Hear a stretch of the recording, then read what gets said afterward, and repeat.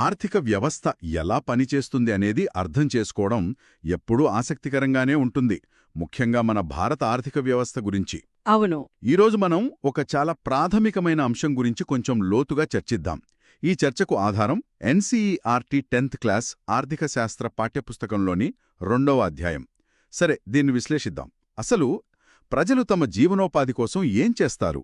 ఈ ఒక్క ప్రశ్నతో మొదలుపెట్టి మన ఆర్థిక వ్యవస్థలోని వివిధ పొరలను అర్థం చేసుకోవడానికి ప్రయత్నిద్దాం. ముందుగా ఆర్థిక కార్యకలాపం అంటే ఏమిటో చూద్దాం. సింపుల్గా చెప్పాలంటే ఆదాయాన్ని సంపాదించడానికి చేసే ఏ పనైనా ఆర్థిక కార్యకలాపం కిందకే వస్తుంది. ఉదాహరణకు, ఒక రైతు పొలం దున్నడం, ఒక టీచర్ పాఠాలు చెప్పడం, లేదా ఫ్యాక్టరీలో పనిచేయడం, ఇవన్నీ కూడా. ఈ కార్యకలాపాలను సులభంగా అర్థం చేసుకోవడానికి ఆర్థికవేత్తలు వాటిని కొన్ని సమూహాలుగా విభజించారు. వాటినే మనం రంగాలంటాం కదా. అవును, అవే రంగాలు. ప్రధానంగా 3 రంగాలుంటాయనుకుంటా. ప్రాథమిక, ద్వితీయ, తృతీయ రంగాలు. ముందుగా ప్రాథమిక రంగం గురించి మాట్లాడుకుందాం. సరే. ప్రాథమిక రంగం అంటే సహజ వనరులపై ప్రత్యక్షంగా ఆధారపడిన కార్యకలాపాలన్నమాట. వ్యవసాయం, పాడి పరిశ్రమ, చేపలు పట్టడం, గనుల తవ్వకం, ఇవన్నీ దీని కిందకొస్తాయి. ఓకే. భారతదేశంలో ఎక్కువ మంది ప్రజలు ఇప్పటికీ వ్యవసాయంపైనే ఆధారపడి జీవిస్తున్నారు కాబట్టి దీనిని వ్యవసాయ రంగం అని కూడా పిలుస్తాం. రైట్. ఇక రెండవది ద్వితీయ రంగం. అంటే ప్రాథమిక రంగం నుండి వచ్చిన ముడి పదార్థాలను ఉపయోగించి కొత్త వస్తువులను తయారు చేయడం. ఉదాహరణకు, చెరుకు నుండి చక్కెర, పత్తి నుండి బట్టలు. అవును, ఇనుప ఖనిజం నుండి ఉక్కు తయారు చేయడం, ఇలాంటివన్నీ. ఇక్కడే ఇది నిజంగా ఆసక్తికరంగా మారుతుంది. దీన్నే మనం పారిశ్రామిక రంగం అని కూడా అంటాం. ఖచ్చితంగా. ఇక మూడవది తృతీయ రంగం. ఇది మిగతా రెండిటికి కొంచెం భిన్నమైనది. అంటే ఇది వస్తువులను ఉత్పత్తి చెయ్యదు, కాని సేవలను అందిస్తుంది. ఉపాధ్యాయులు, వైద్యులు, రవాణా, బ్యాంకింగ్, మీరు వాడుతున్న ఇంటర్నెట్ సేవలు, ఇవన్నీ ఉదాహరణలు. ఓ, అందుకే దీన్ని సేవారంగమని పిలుస్తారు. అవును. మరి ఈ 3 రంగాలు, ఇవి ఎలా కలిసి పనిచేస్తాయి? వేటికవే విడిగా ఉంటాయా? అస్సలు కాదు. ఇక్కడ ఆసక్తికరమైన విషయం ఏమిటంటే ఈ 3 రంగాలు ఒకదానిపై ఒకటి ఎంతగానో ఆధారపడి ఉంటాయి. ఒక ఉదాహరణతో చెప్తారా? తప్పకుండా. అనుకుందాం, ఒక రైతు గోధుమలు పండిస్తాడు. అది ప్రాథమిక రంగం. ఓకే. ఒక ఫ్యాక్టరీ ఆ గోధుమలను తీసుకుని పిండి చేసి రొట్టెలు తయారు చేస్తుంది. ఇది ద్వితీయ రంగం. రైట్. ఒక ట్రక్కు ఆ రొట్టెలను దుకాణాలకు చేరవేస్తుంది. ఒక దుకాణదారుడు వాటిని మనకు అమ్ముతాడు. ఈ రవాణా, అమ్మకం, ఇవన్నీ తృతీయ రంగం. వావ్, చాలా స్పష్టంగా ఉంది. అంటే ఒక రంగం ఆగిపోతే మిగతా రంగాలపై దాని ప్రభావం ఖచ్చితంగా ఉంటుంది. అదొక గొలుసుకట్టులాంటిది. సరే, పాఠ్యపుస్తకం ప్రకారం ఇటీవల సంవత్సరాలలో భారతదేశంలో తృతీయ రంగం అంటే సేవారంగం చాలా వేగంగా అభివృద్ధి చెందుతోంది అంటున్నారు. దీనికి కారణాలేమిటి? దానికి చాలా కారణాలున్నాయి. ముఖ్యంగా జనాభా పెరగడంతో విద్య, ఆరోగ్యం లాంటి ప్రాథమిక సేవలకు డిమాండ్ పెరిగింది. అలాగే రవాణా, కమ్యూనికేషన్ అవసరాలు కూడా పెరిగాయి. అన్నింటికంటే ముఖ్యంగా ఐటీ, ఇంటర్నెట్ విప్లవం అదొక పెద్ద కారణం కదా. ఖచ్చితంగా అదే అతిపెద్ద కారణం.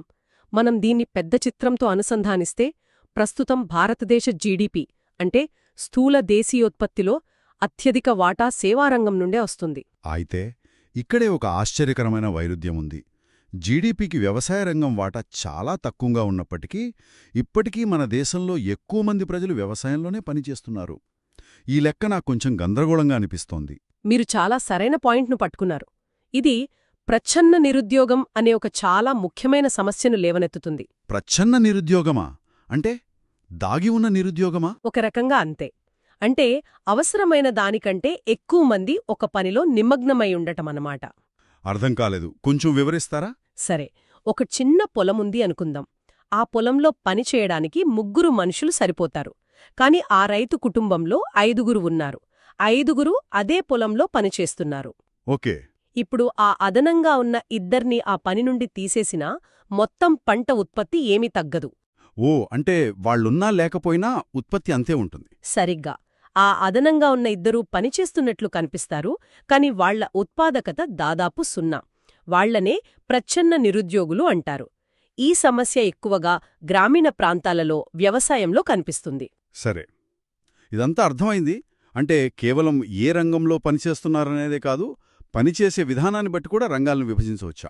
తప్పకుండా పనిచేసే విధానం, యాజమాన్యం, నియమ నిబంధనల ఆధారంగా కూడా విభజించవచ్చు. అందులో ముఖ్యమైనవి వ్యవస్థీకృత మరియు అవ్యవస్థీకృత రంగాలు. వ్యవస్థీకృత రంగం అంటే ఏ సంస్థలైతే ప్రభుత్వ నియమాలను, చట్టాలను ఖచ్చితంగా పాటిస్తాయో వాటిని వ్యవస్థీకృత రంగం అంటారు. ఇక్కడ ఉద్యోగ భద్రత ఉంటుంది, నిర్దిష్ట పని గంటలు, వేతనంతో కూడిన సెలవులు, పీఎఫ్, పెన్షన్ లాంటి సౌకర్యాలన్నీ ఉంటాయి. ఉదాహరణకు ప్రభుత్వ కార్యాలయాలు, పెద్ద ఫ్యాక్టరీలు లాంటివి. అవును, సరిగ్గా అవే. మరి అవ్యవస్థీకృత రంగం పేరు వింటుంటేనే కొంచెం తేడాగా ఉంది. అవును, ప్రభుత్వ నియమాలను పాటించని చిన్న చిన్న చెల్లాచెదురుగా ఉండే యూనిట్లన్నీ దీని కిందకొస్తాయి. అంటే ఇక్కడ ఉద్యోగ భద్రత లాంటివి ఉండవు. తక్కువ వేతనాలు, పని గంటలకు పరిమితి లేకపోవడం, సెలవులు లేదా ఇతర వైద్య ప్రయోజనాలు లేకపోవడం, ఇలా చాలా సమస్యలుంటాయి. రోజువారీ కూలీలు, చిన్న దుకాణాలలో పనిచేసేవారు, గృహ కార్మికులు వీళ్లంతా దీని కిందకే వస్తారన్నమాట. అవును, దురదృష్టవశాత్తు మన దేశ శ్రామిక శక్తిలో చాలా పెద్ద భాగం ఈ రంగంలోనే ఉంది. అందుకే ఈ రంగంలోని కార్మికులను రక్షించాల్సిన బాధ్యత ప్రభుత్వంపై చాలా ఉంది. ఇక చివరి వర్గీకరణ యాజమాన్యం ఆధారంగా ప్రభుత్వ రంగం మరియు ప్రైవేట్ రంగం. అవును, ఇది చాలా సులభంగా అర్థమవుతుంది. ప్రభుత్వం యాజమాన్యంలో ఉండి నిర్వహించే సంస్థలను ప్రభుత్వ రంగం అంటారు. వీటి ముఖ్య ఉద్దేశం లాభం కాదు, ప్రజా సంక్షేమం. ఖచ్చితంగా. భారతీయ రైల్వేలు, బిఎస్ఎన్ఎల్, ప్రభుత్వ ఆస్పత్రులు ఇవన్నీ మంచి ఉదాహరణలు. మరోవైపు ప్రైవేట్ రంగం అంటే వ్యక్తులు లేదా కంపెనీల యాజమాన్యంలో ఉండేవి. రిలయన్స్, టాటా, ఇన్ఫోసిస్ లాంటివి. వీరి ప్రధాన లక్ష్యం మాత్రం లాభాలు ఆర్జించడం. అవును, ఈ మొత్తం చర్చలో మనమొకటి గమనించాలి. ప్రభుత్వం యొక్క పాత్ర చాలా చాలా ముఖ్యమైనది. ఎలా? ఉపాధి అవకాశాలు కల్పించడం, అవ్యవస్థీకృత రంగంలోని కార్మికులను రక్షించడం, ప్రభుత్వ రంగ పరిశ్రమలను నడపడం, అందరికీ విద్య, ఆరోగ్య సౌకర్యాలు అందించడం. ఇవన్నీ ప్రభుత్వమే చేయాల్సిన కీలకమైన బాధ్యతలు. నిజమే. సరే, ఈ చర్చను ముగించే ముందు ఒకసారి ముఖ్యమైన అంశాలను మళ్లీ గుర్తుచేసుకుందాం. ప్రాథమిక రంగమంటే సహజ వనరులు, ద్వితీయ రంగమంటే తయారీ, తృతీయ రంగమంటే సేవలు. అవును, ఎక్కువ మంది ప్రజలు వ్యవసాయంలో ఉపాధి పొందుతున్నారు, కాని జీడీపీకి మాత్రం సేవారంగం వాటానే ఎక్కువ. ఈ అసమతుల్యత వల్ల ప్రచ్ఛన్న నిరుద్యోగం అనే సమస్య వస్తోంది. అలాగే వ్యవస్థీకృత రంగంలో ఉద్యోగ భద్రత ఉండటం, అవ్యవస్థీకృత రంగంలో రక్షణ లేకపోవటం, ఈ తేడాలను కూడా మనం అర్థం చేసుకున్నాం. చివరగా ప్రజా సంక్షేమం కోసం ప్రభుత్వ రంగం పనిచేస్తే లాభాల కోసం ప్రైవేట్ రంగం పనిచేస్తుందని మనం చర్చించుకున్నాం.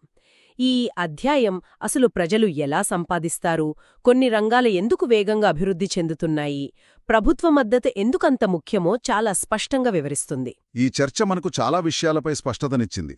ఇక శ్రోతల కోసం ఒక ఆలోచనతో ముగిద్దాం. పాఠ్యపుస్తకం ప్రకారం మనం చూసినట్లుగా సేవారంగం చాలా వేగంగా అభివృద్ధి చెందుతోంది. కాని ఎక్కువ మంది ప్రజలు ఇప్పటికీ వ్యవసాయంలోనే ఉన్నారు. తరచుగా ప్రచ్ఛన్న నిరుద్యోగంతో ఇబ్బంది పడుతున్నారు. ఈ అసమతుల్యతను సరిదిద్దడానికి కేవలం ప్రభుత్వ జోక్యం, ప్రభుత్వ పథకాలు మాత్రమే సరిపోతాయా లేదా? వ్యక్తిగత మరియు సామాజిక స్థాయిలలో కూడా ఏమైనా మార్పులు అవసరమా? ఆలోచించండి.